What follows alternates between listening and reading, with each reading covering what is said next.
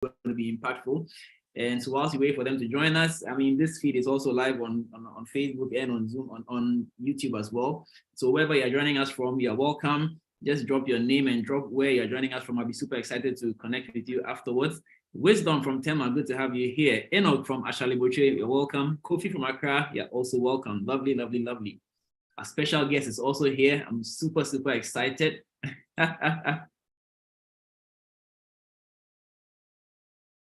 Awesome, awesome, awesome. Keep them coming, guys. Let's know who you are and where you're joining us from. 1 minute to start time.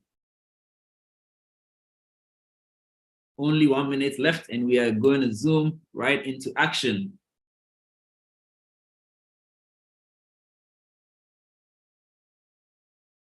So as you join us, let's know where you're joining from, your name, and where you are joining from, where your city, your country, whichever one you're comfortable with. Let's hear you. All right, I think our time is up. So now we are good to get started. Oh, wow, I'm super excited, super excited. Ooh.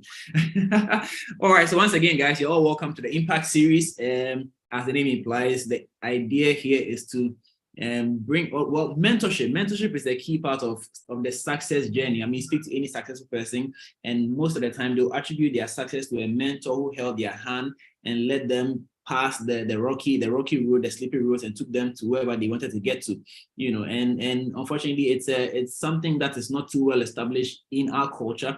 And so what we are trying to do on the Impact Series is we are trying to bring people who have passed through where we are and have scaled and moved on to the next level, so that they show us how they did it, and then we can also pick some bites, some tidbits from their journey, from their story, and then add it to our own to enhance what we are trying to do, and definitely make our journey easier than it is now. You know, so that's the whole idea. And every twice a month we do this and invite some people to come and share this with us.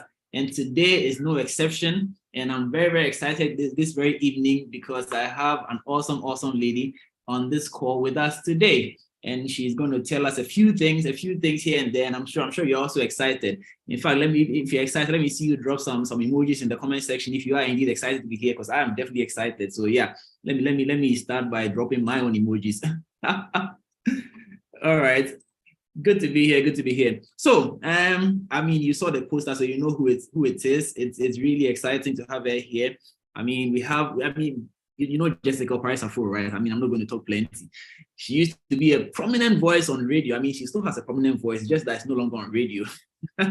You know, and then at some point she just said, you know what, I'm out of this radio thing. I'm going straight to social media, to YouTube. And so now she's a full-time YouTuber. Well, specifically, she's a content creator, a digital marketer, and a biker girl.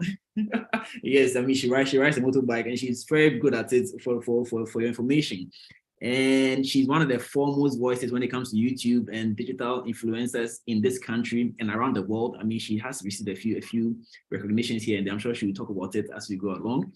So she's here to share with us a few things. Now, that the background is actually, see, Ghana make hard. If you are in Ghana, especially, Ghana make very, very hard. Boys and girls are trying to find ways and means to survive. I mean, the salary is not coming. Those of us who are working full time, our salary is delaying. There are things that we wanted to do that we are unable to do because cash flow is light. Now, where do we turn to? There's that thing called social media, and a lot of us are struggling to make it work for us, you know, but others are doing it already. So why don't we learn from them? So that's what we are doing here today. And so without any plenty talking, let me just invite Jessica. Jessica, can you hear me? If you can hear me, let's see your face. How's it going? I made you a co-host, so you can actually unmute yourself. So yeah, you can go for it. No, we can't hear you yet, but your mic is unmuted.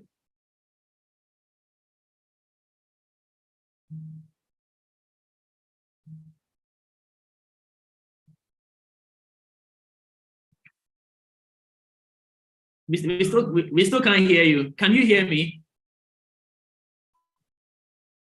For some reason we can't hear you, but your mic is not muted, so I don't know why we can't hear you.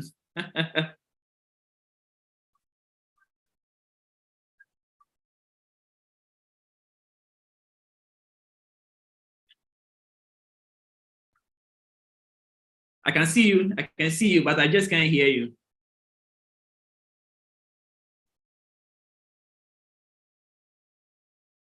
So guys, let's quickly resolve this technical challenge. Oh, great. Did I just hear you? Yes, I can hear you now. Awesome. Awesome. Okay. I was trying to connect through something else going on here, but never mind. The life of a content creator is quite interesting, but thank you very much for that introduction. And it's good to see that there are people on here, joining us. I think one of the best ways to keep learning is to share, and so hopefully we can walk away with some good nuggets today. How does this typically go? Do you ask me questions or do I just roll? Because I'm good with either. I mean, typically, I mean, you just roll, and then afterwards we just ask a few questions here and there. I mean, it depends on the vibe. I mean, we just keep going until we are tired. All right, works for me. Okay, so let's see. How did this start? Let me just tell people a brief story, and it hasn't been heard anywhere else, if I could say so myself. So Awesome. Yes, I have been on Ghanaian radio and television for close to 22 years. As some of you may already know, I resigned about a year ago, and I had different reasons for doing so. One of my main motivations was it got to a point in my life where I realized that the exchange of my time for the money that I was earning, like there was an imbalance basically. My work was very tasking because I was managing events, promotions, programs, which entailed the on-air and off-air talent, production team. And I was doing this for both radio and television. And to top that off, I had a 20-hour working week on air with a radio show prime time. And I had another one on TV called Sister Sister, which did what's it called? Like a simulation, same thing on radio as well. So I did not have a lot of time. And, whilst I sort of progressed in my career, it became more and more apparent to me that basically radio had taken over my life completely, radio and television. I had no time. We would work weekends. And if any one of you follow City, you will know that, basically we had like events every other week, right? Every other week, or at least once a month. And so most of these events coming out from my own department meant that aside everything else I needed to work on, I had to make sure that events also offered the best experience and that kind of thing. So it was really tasking, extremely tasking. But, and for a while it made sense, I was learning, I was honing my craft. I would say a lot of the things that I know today, I learned on the job, and I'm always grateful to my boss for being that kind of person and for just City being that kind of place where I could learn. But not to digress. So it got to a point where I just had to move on because basically the exchange of my time for money did not match. And so I found digital media, basically. One thing I noticed very quickly was the fact that the minute you go on digital media, you widen your footprint. Because suddenly I was interacting with people from all over the world, not just Ghana, all over the world. You name it. I've spoken to people from North Korea, in fact, South Korea, to California. So literally one end to the other. I've spoken to people from Spain. I've had a really good interaction with lots of people around the world. I've gotten feedback from literally almost every country, if I would say so myself. So it became very apparent that just by switching from mainstream media to digital, I was exposed in a way that mainstream media in Ghana hadn't been able to do for me. So that was one.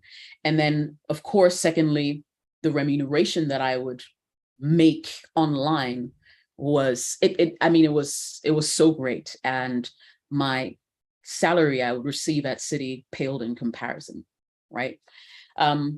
we're all people who want to do great things with our lives, right? And the minute you begin to realize that there is potential out there, of course you'll pay attention. Of course you'll sit up, and I feel like working at City sort of helped me to hone my craft. And that's one of the reasons why maybe I've been able to do very well on digital media as well. And I'm sure you'll have questions as we go along, but essentially that's what made me make that move. Now, I'll tell you a story of when COVID hit. When COVID hit, just like a lot of other media houses, City was impacted. Okay, City was impacted. I know some media houses had to let go of their journalists and some of their staff. City didn't do that. They held the fort together. But unbeknown to a lot of people, we had to take a pay cut. I mean, it was either that or literally go sit at home. So you'll take half of what you you regularly earn, as opposed to just being jobless. And that happened for a couple of months. Understandably so. The station had to do what they needed to do to stay afloat.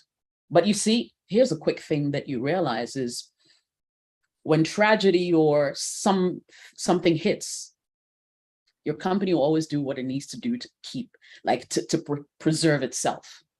And if you're not in a position where you have multiple streams of income coming in, you will quickly realize that all the, I don't know, the should I say luxuries or the things you took for granted because you had a regular stream of income coming in every month was suddenly not available. So for me, even though I am, because I still am the voice ambassador for MTN, and I've been for close to 12 years, I did have that side gig going for me. I also owned a rental property at the time. So these were things that actually held me up and sort of gave me a bit of a cushion, such that I didn't feel, the whole salary slash thing for the period that it went on. But it did really set me thinking. So my next thing was, okay, so what do I do to sort of help myself, right? Because I mean, at the end of the day, it's each man for himself, God for us all, right?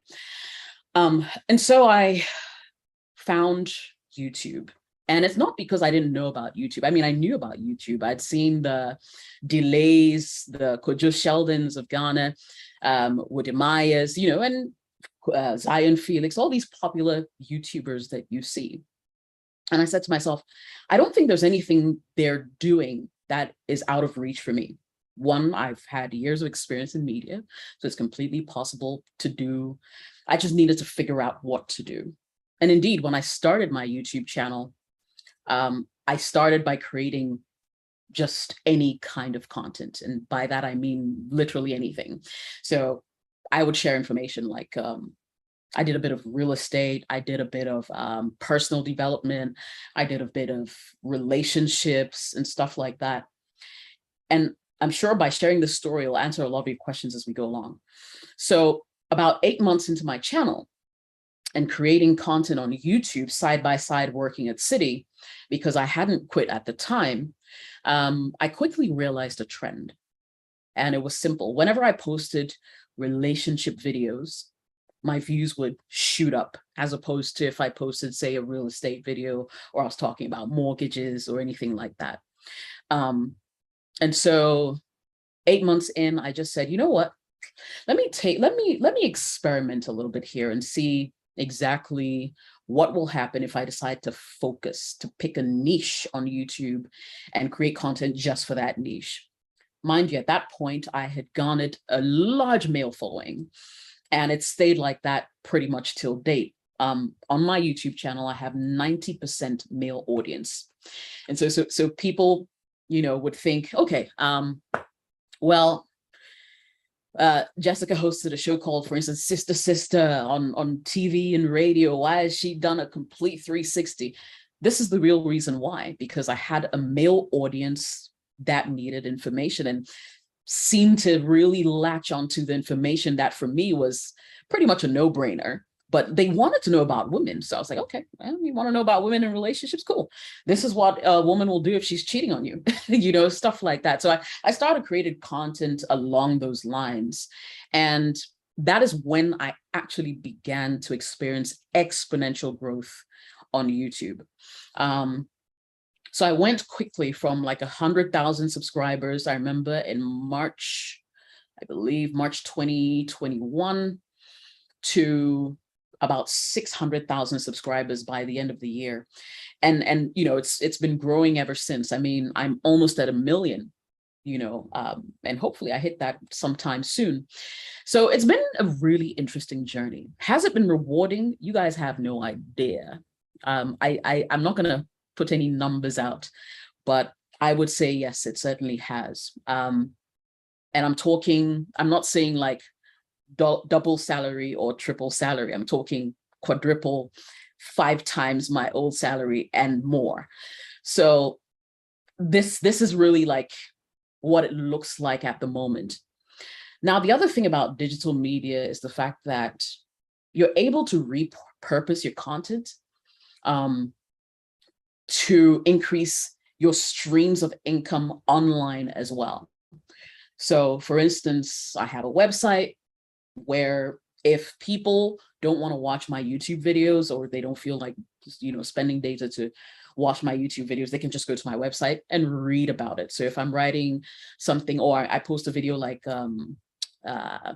let's say 10 things you should know about a woman who's really into you, for example, you can just go onto my website and chances are you'll find that article that I wrote. My website has Google AdSense. There are ads on my website. I get paid. I make money through that, right? I also realized that I was spending a lot of time answering questions from people every day. So a guy would watch one of my videos and he'll have more questions for me. Or he'll say, you really touched on this. I follow you, but I feel like my case is a little different. Can I speak to you privately? They'll enter my DM and I'll be answering questions. Now, the thing is, I also realized very quickly that I was spending a lot of time answering people's questions for free. So the next thing I thought about, of course, was how do I make money from that? How do I monetize my time? Because I was spending hours just responding to, and they'll send follow-up questions and that kind of thing. So I discovered another platform online called Patreon. Now, Patreon allows people to subscribe to my services. So I give them content that I don't typically post on my main channel or anything like that. And I do one-on-one consultations with them, for a set fee. And last year alone, I made, maybe I can put that figure out there, I made over $11,000 just talking to guys, random guys I had never met, as opposed to just wasting my time texting with people back and forth, right? So Patreon became a second stream of income. Don't forget, I've spoken about the website generating money because I put ads on my website, and Patreon now is generating money because I'm speaking to people. I'm exchanging more information for payment, right? Now, the other thing I do is when I create my videos, I go ahead and repurpose the videos and extract the audio for a podcast. Now, I was telling people that, where the world is going, and this is completely my opinion, I feel like, and it's almost as if what's happened to newspapers is what may happen. I could be completely wrong, and I stand to be corrected, but I feel like mainstream media is losing out to digital media a lot. Like right now, the money's in the hands of influencers, right? When, for instance, an advertiser in Ghana, we could look at any of the big spenders. Let's say an MTN puts an ad on any of the radio stations, chances are they won't even be able to give them like proper feedback in terms of, okay, how many people watch the ad? How long did they watch it for? And that kind of thing. It's all very up in the air. The advantage that digital media gives advertisers is the fact that if you create a video, and it's not good enough. I mean, or people didn't really feel it. You will see from the numbers. As soon as you go to my channel, you can tell, oh, this number, this video didn't do well, but this one did. Straight away, if I have someone sponsoring a video on my channel, I can straight away, they can see, oh, this video did really well. I had 100,000 people watching.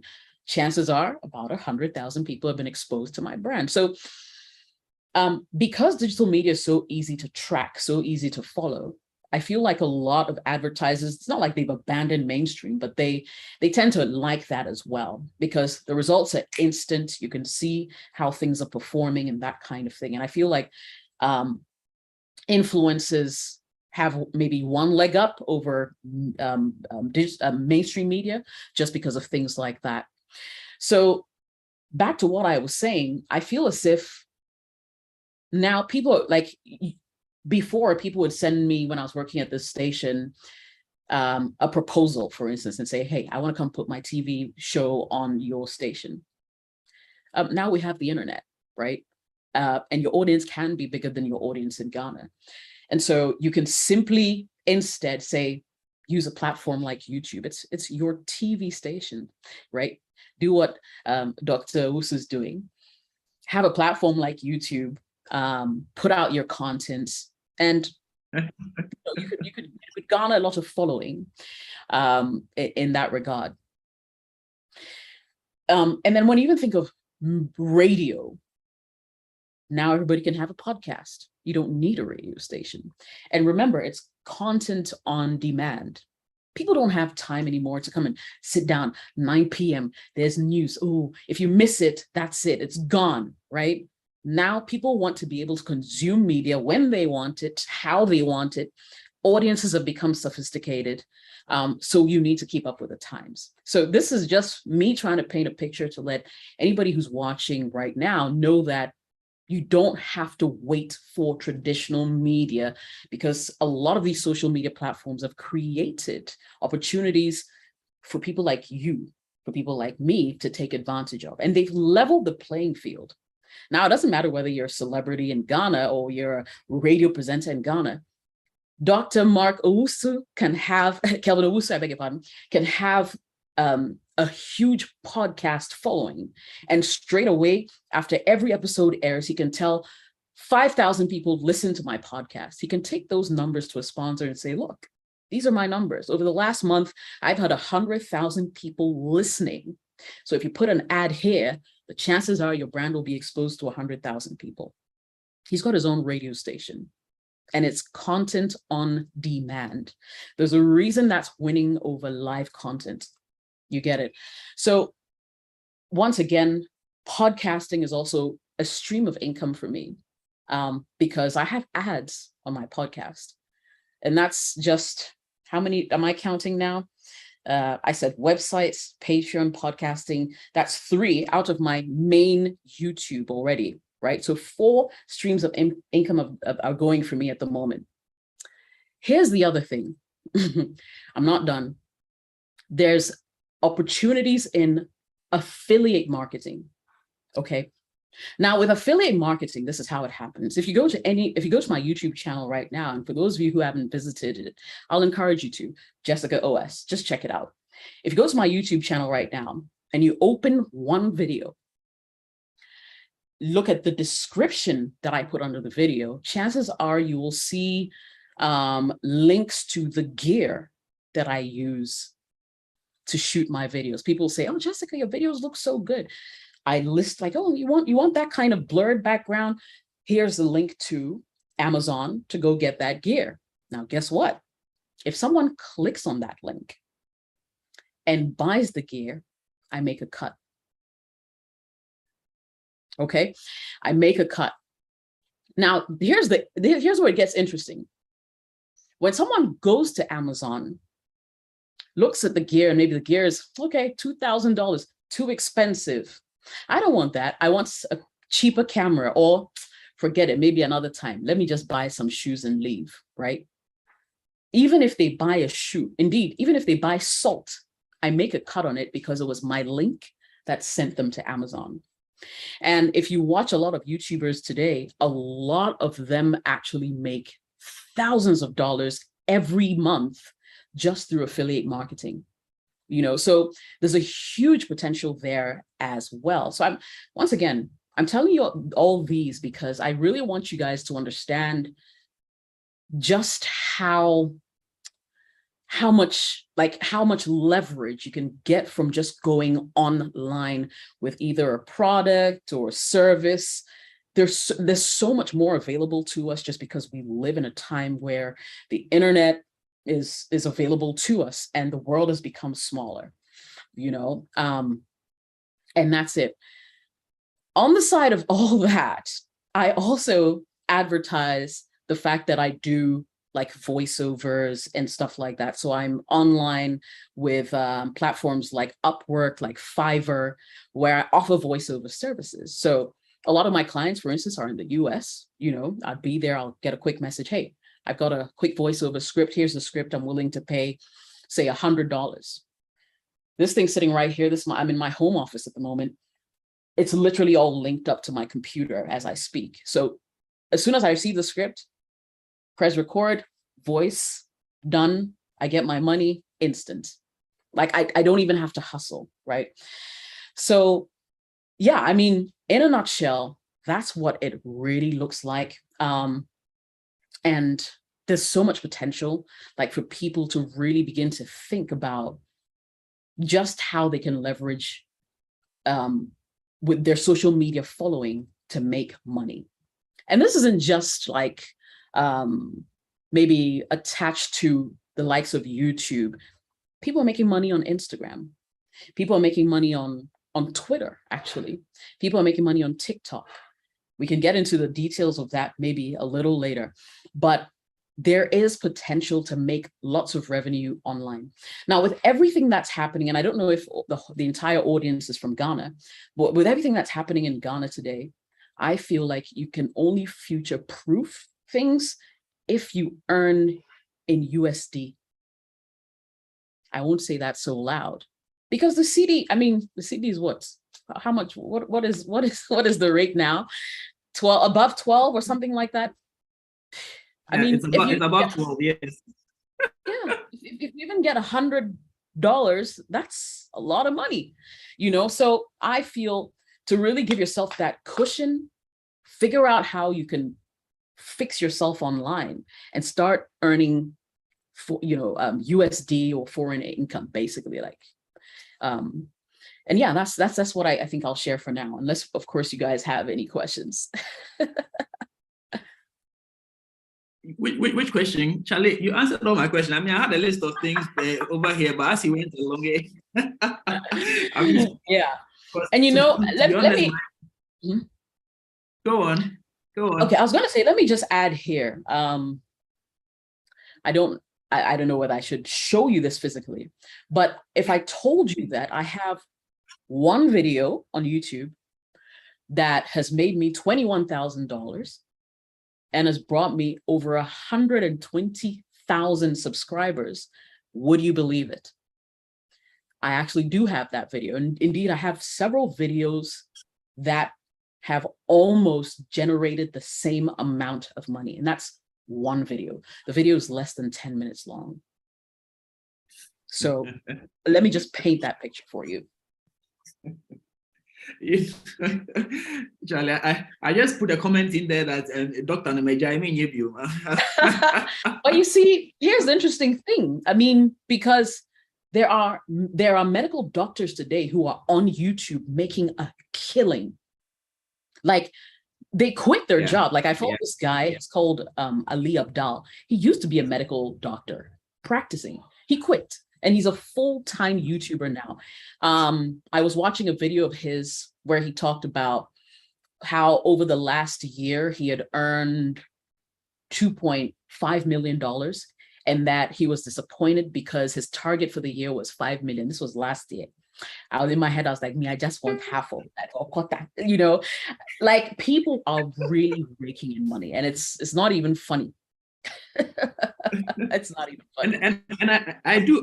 I mean, I do believe it. I mean, I don't know if you remember this, but before you actually left City, we had a chance engagement up on the mountain. I think when you guys were organizing that, is it there was this cross country on the mountain, Brekuso Mountain to a brief. Yes, I remember that.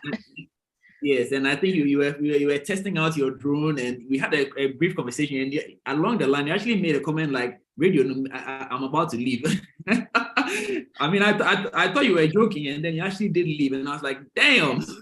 Yes, I mean, because to be honest, from the day when I started my channel, it got monetized 3 months later. Because you need to hit certain targets to get it monetized. You need 1,000 subscribers and you need 4,000 watch hours. So people should have watched your content cumulatively for 4,000 hours. If you're able to get that, YouTube starts placing ads and paying you for it on the channel. Now, consistently, from the day my channel got monetized, I made more than I earned at City every month. I didn't want to do any take any rush or, just fast decisions.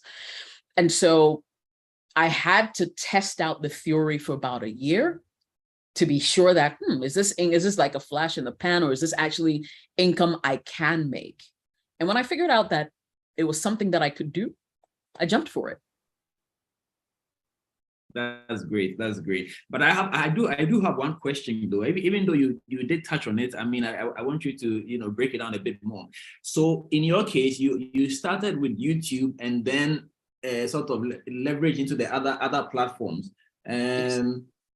Was it just by chance that you picked YouTube, or that was also a kind of a research thing, or what? Because I mean, most people in today's world would probably have gone through Facebook or now TikTok. Is there an advantage to where you start from, and why do you choose YouTube? Yes, I think that YouTube is I mean, as far as I'm concerned, and if I stand to be corrected, I think their platform and testing out video content has been there longer than the others. I mean, TikTok and everything literally just showed up a couple of years ago. So YouTube had, as far as I was concerned, ironed out all their kinks. I wouldn't have too many issues. Plus, I had chanced upon a couple of content creators who talked about how much revenue they earned. So I was like, I thought, you see, here's the thing. When you're in Ghana, you feel as if it's almost like you're in a bubble. Like you don't even know what's going on out there. Like people are living their lives online and they have massive following. And content creation is king, So I chose YouTube because I just felt like, well, if people are earning $20K, $40,000 a month on YouTube, then certainly I can do same. You just give me quota. I even wanted, I remember when I started, I wanted just $2,000 a month. And my first amount of money I made on the first day my channel got monetized was $25. You guys should have seen how excited I was. Hey, I was jumping all over, like, hey, me, $25 online, sitting in my house. I was so excited. And that was in one day, and obviously as I started to create more content, the numbers shot up very, very fast. Now, the beautiful thing about YouTube is a lot of the things that you do become passive income very quickly. Because guess what? This particular video I was talking about that made me over $21,000 is a video I created a year ago. It currently is my most watched video on my channel. Okay. It's about a year old. And from the day I created that video, every month that video makes more money for me, because the thing about creating content on YouTube is once you create the video, it's there for forever. I mean, unless YouTube shuts down. So if 100 years from now, people are still watching that video, I'm still going to make money on it. So you do the work once, you put the video out, and it becomes passive through and through. Working, it's like a slave that never sleeps. It just keeps working for you. Thank you very much for that. All right, so guys, and we're at the point where if you have any question, you can just put up your hand and I'll mute your mic. I mean, for me, I'm blown away. I mean, I'm wild by what I'm hearing. I mean, there's so much opportunity out there. I mean, I don't know what why we are sitting on potential right here. I mean, everybody buys data every day, but how many of us are getting paid for the data we are buying? All right, so I have two hands up already. Good. So let me ask Wisdom. Please go ahead with your question. Wisdom, are you ready? Okay, I think I see Wisdom's questions in the chat. Okay. So if he won't talk, I'm more than happy to read that. Okay, so he says, I follow you on YouTube and your videos are really nice and crisp, very professional. Okay, you say, one, does that influence your following and the number of subscribers? And two, what if your budget can't afford the camera and equipment to provide such quality videos and editing? Super, super questions. I love them. So he says, the first question is, does that influence your following and the number of subscribers? So here's what. I went on YouTube with a mindset that I was going to be competing internationally, right? And so from day one, even though over time I've had to learn about cinematography, about editing. I've had to learn all that. And guess what? I learned that all that on YouTube as well. And so even though when I started, my videos weren't as crisp as they are today, because obviously I was still in the learning process, I feel as if people just had to give me a chance by clicking on my video because maybe they liked the title of the video to come back again. And I feel as if my influence or the opportunity I had or the leverage that I had was the fact that I had been in the media for so long. And so obviously I'm not camera shy. I knew what I was talking about. So I brought that sort of professional skill onto YouTube. And so it was quick, people just had to sample my content to give me another shot. Like, oh, I like her voice. Oh, the video is nice. Oh, what she's talking about, I think it makes sense. And then you'll watch another video and another video and another video. So yes, certainly how my videos look aesthetically matter.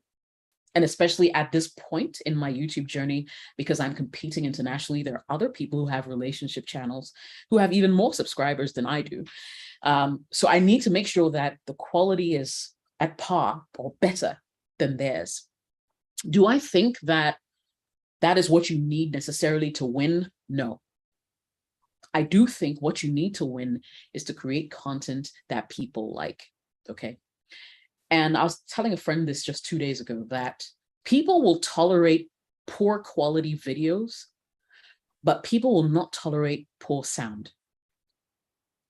I'll say that again. People will tolerate poor quality videos, but they will not tolerate poor sound.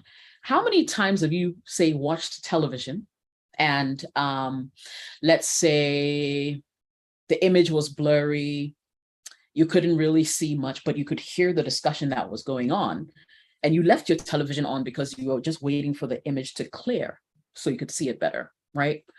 As opposed to you could see the images, but your sound has gone off. What are the chances that you'll stick around and keep watching? It's highly reduced, right? So I'm just saying, especially, and now we have like all these phones that take amazing videos. You don't need a professional camera to actually make or churn out proper looking video. You just need good lights, or sit in front of a window, a huge window, with your nice camera. Get a phone stand, but get a mic. I think if you ask me what kind of equipment you should invest in first, it's a mic, so people can hear you clearly. It doesn't sound hollow, all right? And that kind of thing. So I hope that's answered your first question. Does that influence your following number of steps? Okay. And your second was, what if your budget can't afford a camera and equipment to provide such? Yes. So like I'm saying, you can use your phone. You can use your phone. Start with what you have and where you're at. I didn't have all the gear starting out. I did have some old camcorder someone had given me, and that's how I started my YouTube channel. And I only started to invest in better gear or professional gear when the channel actually started making money. So I reinvested the money that I made back in the channel to acquire some of these things. And obviously I've been doing YouTube now almost 3 years. So over the years, you add on to your stash, so to speak. Yeah. Thank you very much. There's another hand up. John Alasani, please go ahead with your question. John, did you hear? Can you hear me? Yes. Thank you, Kevin. Hi, Jess. All right. So my question is two-pronged.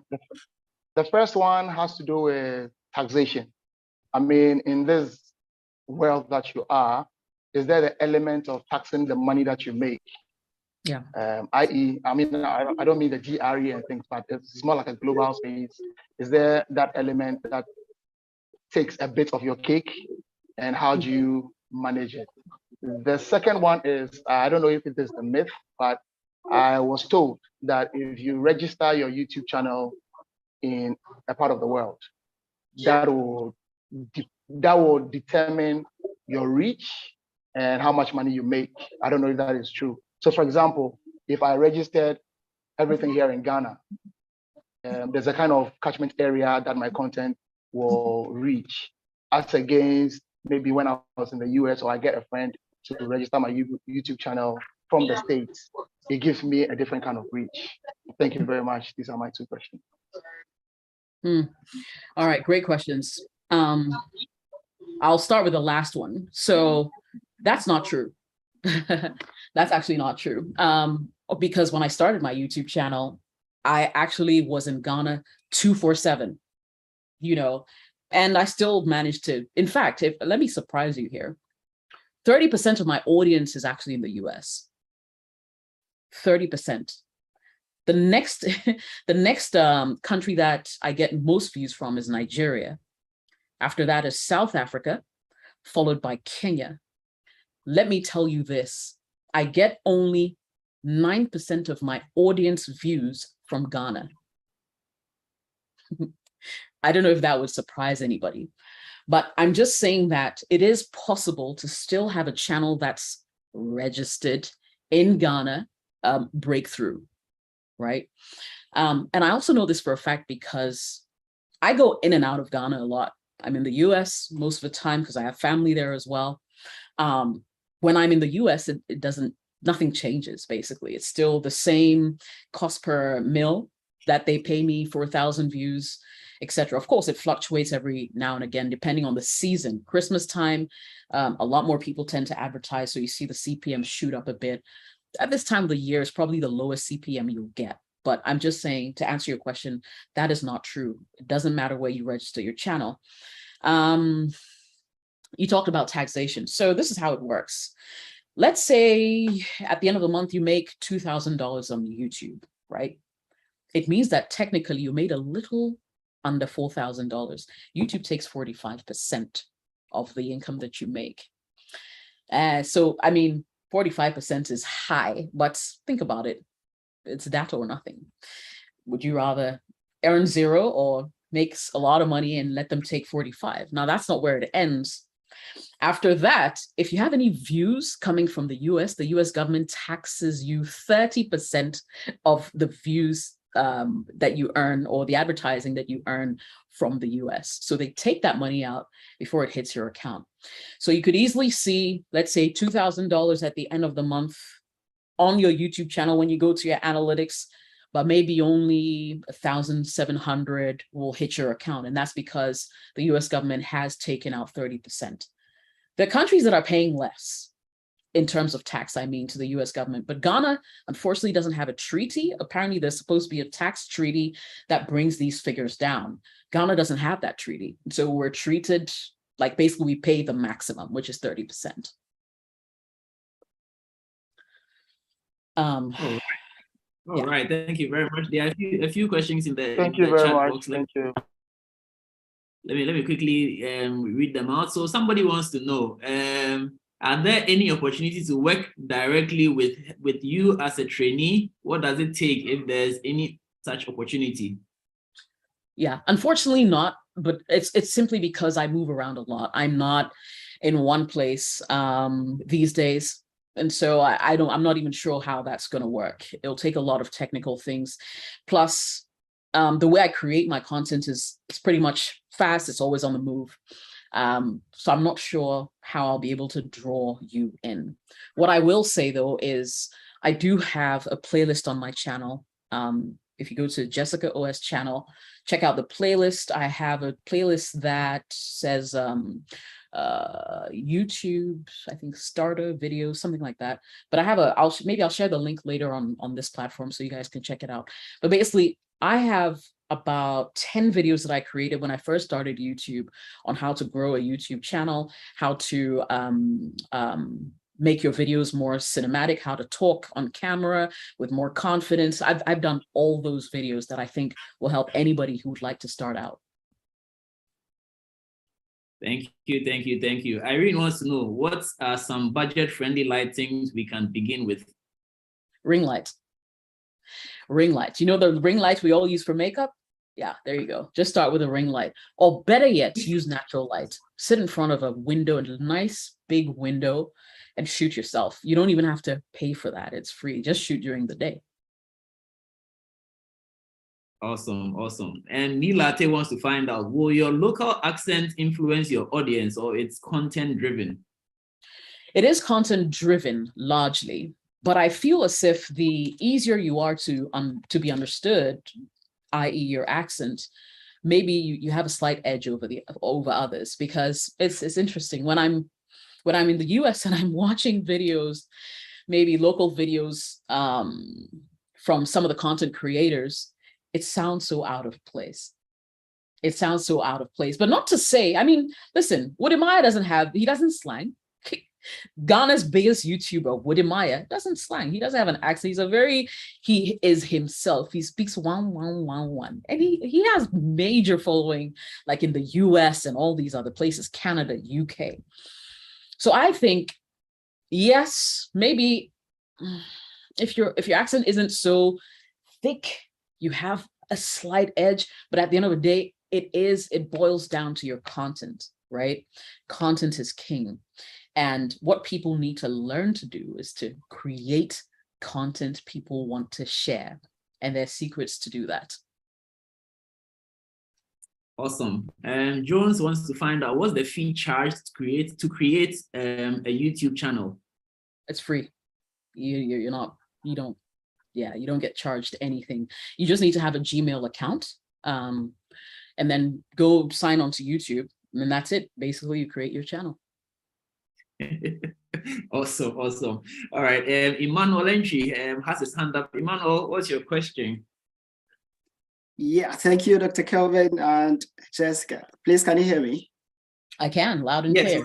Yes.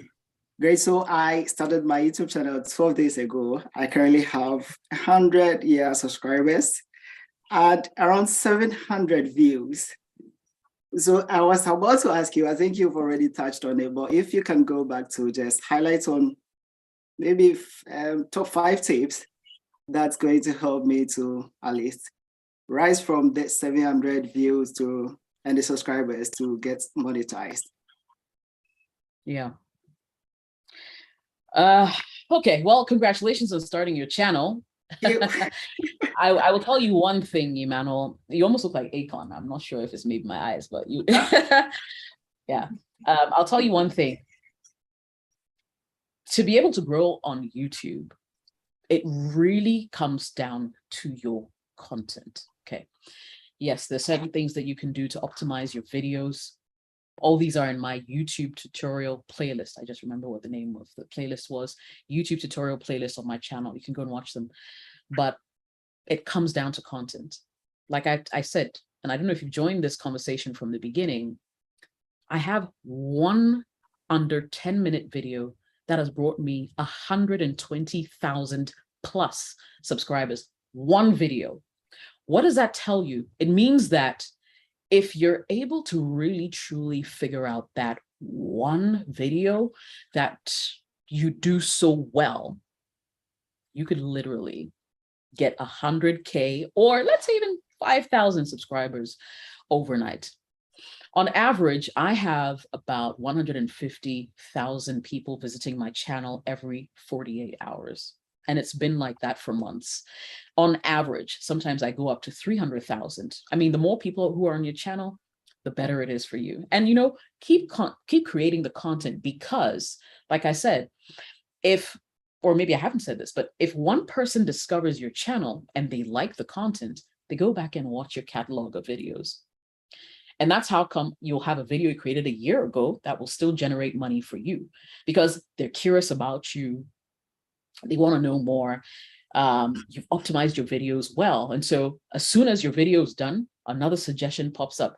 So maybe the first one is 7 things women do when they genuinely love you.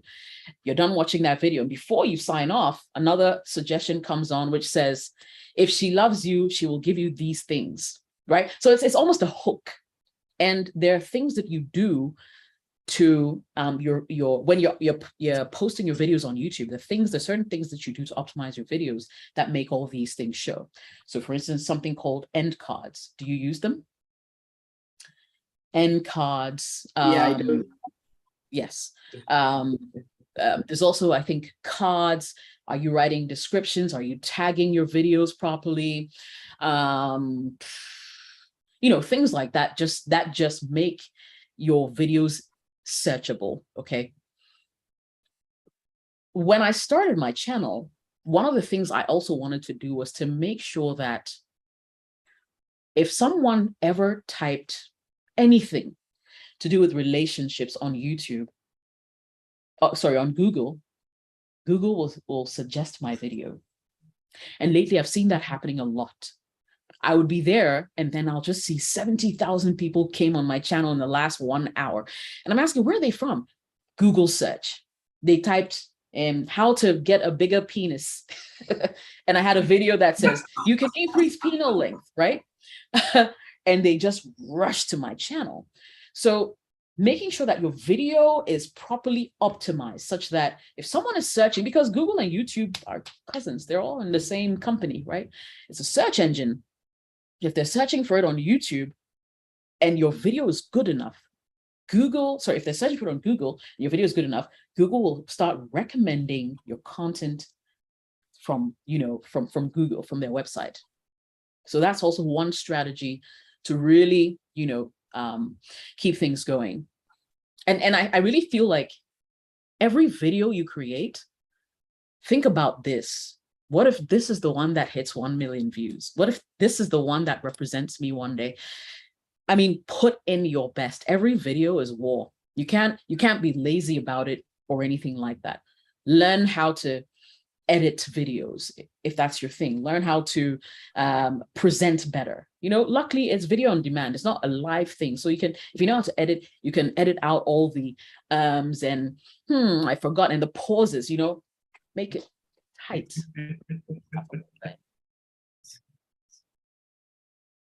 Thank you so much. I really appreciate it. Thank you very much. I'm learning so much. But now I have a question. But before my question, Nilate has a question there. He says, do you always curate your content or audience influences your playlist? Yes, that's a super question. 80% of the time I create my content, but I pay attention to my audience because, like I told you before, digital media, like YouTube, gives you analytics for your channel, and they're available like 24 hours after your video goes live. So at any point in time, you know who your audience are, you know how old they are, you know where they live, you know what times they're even on YouTube. YouTube gives you all this information. So if you have this information, you should use it to your advantage, right? If you know your biggest audience are men between, let's say, the ages of 24 and 35 who live in the US, question you should be asking yourself is, okay, what kind of content will men like these enjoy? So use your analytics, information from your analytics to fine tune your content. That's the only way you'll begin to speak their language. Thank you very much. Now I have a question. So, when you started, you spoke about, when you started your channel, you were talking about all sorts of subjects. You were talking about relationships, real estate, etc., etc., etc. So now my question is, when you finally decided to focus on relationships, did you go back and say delete the videos that you had done about other subjects, or you just left them there? I mean, how does that work? Like I said, you know, a lot of these videos are slaves that just keep on working. You work on them once and they stay up there. I'll tell you something interesting. Just 2 days ago, I got a notification from Google, and it said that yen.com.gh, I think it is, had done a story about me. I mean, I've set up my YouTube such that I've set up my Google such that whenever anyone mentions me in an article, I get a notification, right? And so Yen wrote a story saying that I spoke about mortgages, easy ways for Ghanaians to get mortgages. This was a video I did almost 3 years ago, but they did a story about it just 2 days ago. And guess what? It brought traffic back to my YouTube channel. And this was a video. I mean, I'm not doing mortgages now, but hey, it's making money. So I'm not complaining. Why delete it? Unless it's really bad and you find it embarrassing, there's no need for you to delete it. Got it. Okay, I think we'll take one final question from Jones. So Jones, please go ahead with your question. Jessica. Yes. Can you have a YouTube channel that is geared towards a specific content, or it can be multiple content? So, to be honest, I found my true growth, like when it was so obvious to me that, whoa, what's happening here? Lots of people started following me, was when I chose a niche. And by that, I mean, when I started doing relationship videos only. What I will recommend is that, I mean, there's no scientific way to it, but I feel like go with your gut feeling, okay? I have a friend who doesn't know what to do because she has so many topics you like to talk about. I said, yeah, so talk about any of them. You know, because over time, you will see it. You will realize a trend when you talk about this. It seems like people go more towards that. So give them more of what they want. You get it? So I think if you have more than one idea, yeah, go for it. Otherwise, if you don't mind and you'll rather sort of grind this, then choose one niche and stick to it. And over time, you will be known for that thing. So does it mean I'll have to create different YouTube channels with my name? Or I didn't one? Well, yeah, I didn't create multiple channels. It was just one where I posted different kinds of content when I first started. Oh, okay. And So as far as I'm concerned, a lot of YouTubers do same. All the big ones who started, most of them didn't start with the niches they currently find themselves in. Oh, okay. Okay. That's fine. Thank you. You're welcome. I think the summary of this is start where you are and then let the market sort of determine where you end up. You know, because what's your goal for starting the channel?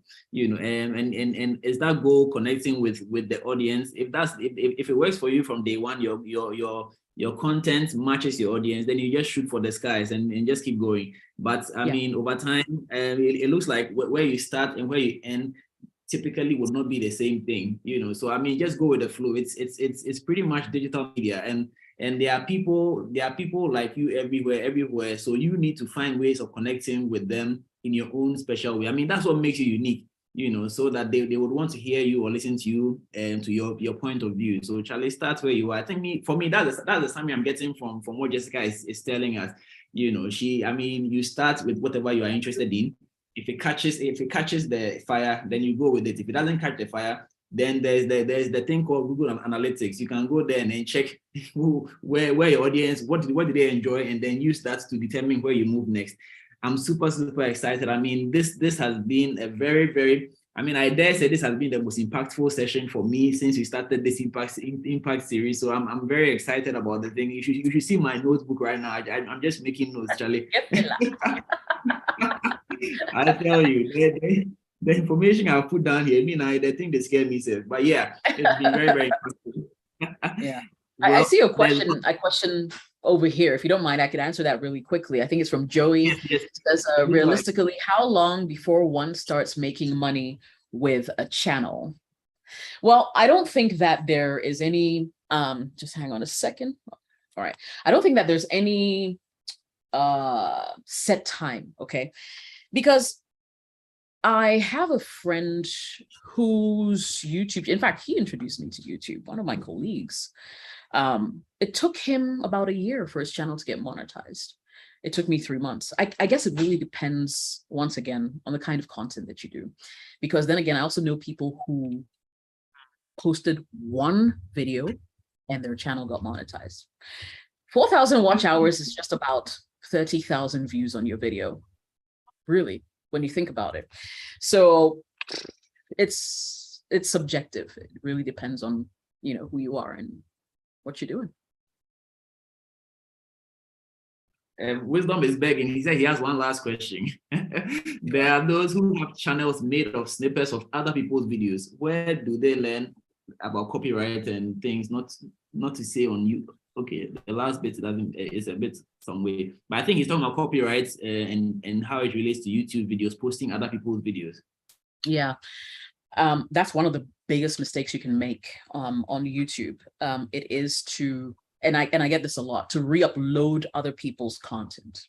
There's a way around it, and that's how come some of these channels get away with it. But there's some people who, excuse me to say, have no sense. Why? Because they will take a video that I've done, and listen, I mean, I wish I could show you.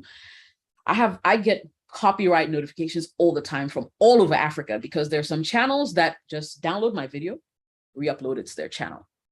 YouTube is very big on copyright. And so if you just take my video, the minute you post it, within hours, or let's say even a day, I'll get a notification that someone has uploaded my video.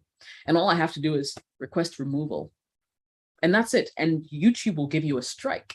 And so I think it's after you get 3 strikes, they'll take your channel down, right? So you need to be really careful how you use people's content. It's copyrighted. Even indeed music, you know, people use like all sorts of artists' music. As soon as you try to upload it, YouTube will tell you maybe this music is copyrighted. And in recent times, they've introduced this thing where you share, they won't take your channel down now, but you'll share your revenue with the artist. So I think if you can be original, be original. It's the best way to go about it. I have had people reach out to me and say, look, Jess, we want to do a reaction video to your videos. Is that okay? And I would respond and give them the go ahead. And sometimes, indeed, there's some videos, there's some channels who have used my content, and I've gone to look at them, because I always look at who used it, how much of it they used. For some people, it's 100%, some will say 50%, where they put my content up and they're like, they just make commentary back and forth. Usually, if it's less than 50, 30% of usage, I'll let it go. You know, and I actually realized that, oh, they tried to create other content around my content. But if I feel like you just took my video, 100% re-uploaded it, no, I'll let them, you know, I'll take that. I'll definitely, you know, take my pound of flesh. So yes, originality rewards on YouTube. All right.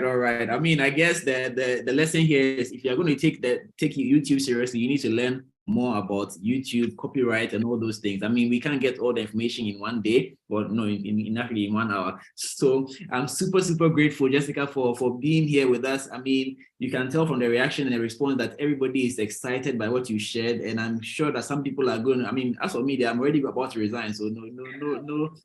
Don't say that loud. Yeah, you know, so I mean, people are already motivated to do something, because indeed, for those of us in Ghana, we are feeling the pinch, and we definitely need the extra support from all these digital channels. And so, yes. So I mean, this is very enlightening, and I'm very happy about the things that I've heard today, and I'm going to put them into practice. So thank you, Jessica, for being here, and thanks to everybody for also being here as well. So Jessica, I don't know if you have some final words you want to share with us before we let you go. I would say, you know what? You don't have to be perfect. A lot of people wait until they're perfect to start something. You don't have to be. And clearly, I just told you that only 9% of my audience is actually Ghanaian. Where did the 91% of people come from? They did not know who I was. So, like, because I hear people say, oh, but you're a celebrity in Ghana, people know you have a following. YouTube has nothing to do with that. Else we'll have more Ghanaian celebrities who have more than 1 million subscribers. Even your biggest mention, who's the biggest musician in Ghana? Sarkodie. I have more subscribers than Sarkodie. You know what I mean? I'm just saying that like on YouTube, you don't have to be a celebrity to succeed. The average Joe's making a killing. So just press record, post a video. If you have, if you're even too shy, the video doesn't look great, give it to your husband or your wife or your partner to post for you and say, you know what, Mami Katamini, I don't want to see this, right? But you have to do it. Just press record. You'll surprise yourself. I mean, if I knew what I know now, I'd have started a lot earlier. So yeah. Thank you very much. Thank you very much. I mean, you've actually addressed one of my biggest fears, which is that, I mean, I'm not well known, so how can I make it? But Charlie, it's all about the content. So we are going to do it. So thank you very much. Thank you very much. I'm not going to add anything else, just to say that we are grateful for being here with us and sharing so much with us. And to the rest of the squad, I mean, we do this every twice a month. So the next one is going to be 2 weeks. So yeah, welcome to be a part of it.